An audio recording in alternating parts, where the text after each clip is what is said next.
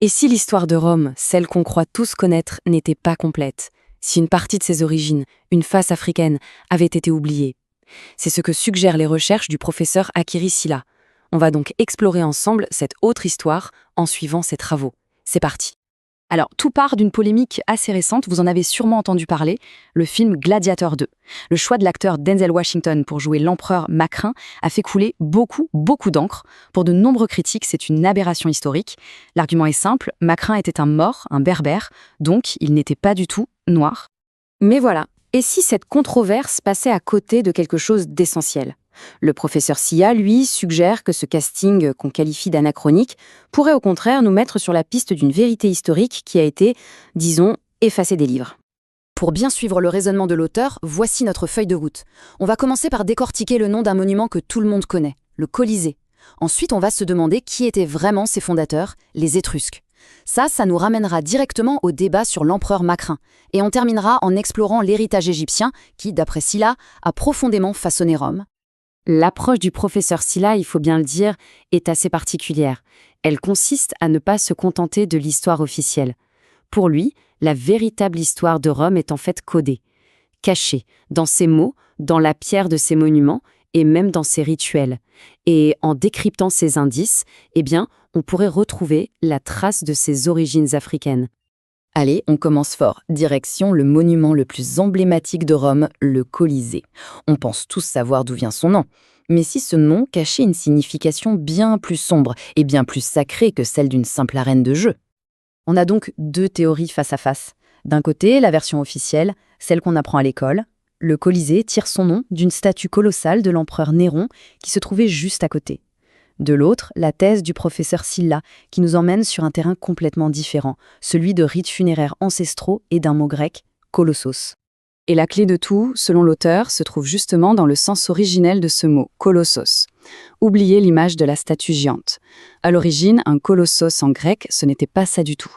C'était en fait un substitut rituel, une sorte d'effigie qui remplaçait le corps du défunt pendant les cérémonies funéraires. Et cette piste ne s'arrête pas en Grèce. Non. Pour Silla, il faut remonter encore plus loin dans le temps et l'espace, jusqu'en Égypte ancienne. Il fait le lien avec le mot égyptien kersou, qui veut dire cercueil ou sépulture. Ce serait la source de la tradition grecque du kolossos. Et voici le dernier maillon de la chaîne, celui qui, d'après l'auteur, boucle la boucle. Il fait un parallèle avec une langue africaine toujours parlée aujourd'hui, le malinké. Dans cette langue, kolo, ça veut dire os, et kolosso, c'est la maison des os. La conclusion de Silla est donc saisissante. Le Colisée serait littéralement un lieu rituel pour les ossements des ancêtres. Si on suit cette thèse, la perspective change radicalement. Le Colisée n'est plus une simple arène de divertissement. Il devient un lieu sacré, où se déroulaient des sacrifices humains rituels déguisés en combats de gladiateurs. Et cette tradition, d'où viendrait-elle? Des fondateurs même de Rome, les Étrusques. Justement, parlons-en des Étrusques. On les présente souvent comme un peuple un peu mystérieux qui a précédé les Romains. Mais qui étaient-ils vraiment?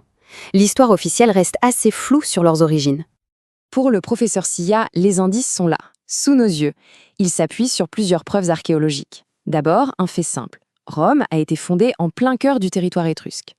Ensuite, ils mettent en avant des artefacts, comme cette peinture de la tombe de Tarquin ou encore ce buste de prêtre. Et son analyse est formelle. Les traits de ces personnages sont, selon lui, clairement africains. Même le mythe fondateur de Rome contiendrait un indice. Vous connaissez l'histoire de Romulus? Au moment de fonder la ville, il creuse une fosse sacrée, le mundus, pour entrer en contact avec les esprits des ancêtres. Et ce mot, mundus, est au centre de l'analyse. Une fois de plus, l'auteur propose de suivre une piste linguistique qui nous ramène vers l'Afrique. Il fait un lien entre le mot égyptien malanti, qui désigne le royaume des morts, et le latin mundus, en passant par le grec.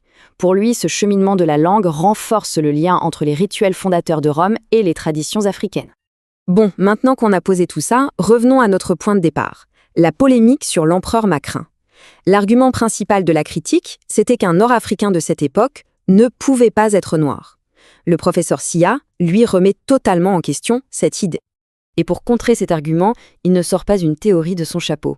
Non, il convoque un témoin de l'Antiquité, et pas n'importe lequel, Hérodote, le père de l'histoire. 5 siècles avant Macrin, Hérodote écrivait noir sur blanc que l'Afrique du Nord était peuplée par 2 races indigènes, les Libyens et les Éthiopiens, deux peuples décrits comme noirs à l'époque. Et c'est là que ça devient très visuel. L'auteur oppose deux images de Macrin.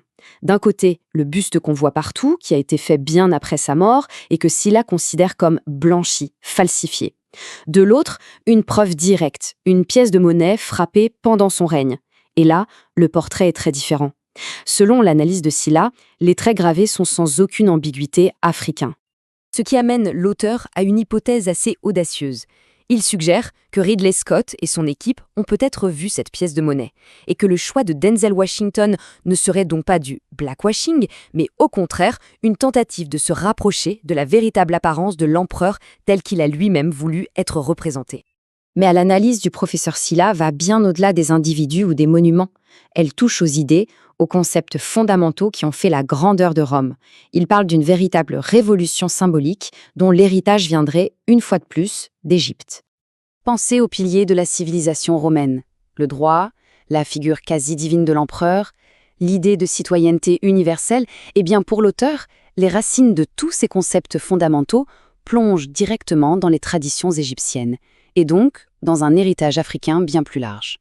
On termine avec cette citation de Cheikh Anta Diop, qui résume parfaitement toute la démarche. Selon cette perspective, réexaminer l'histoire n'est pas juste un exercice intellectuel, c'est une condition nécessaire pour avancer.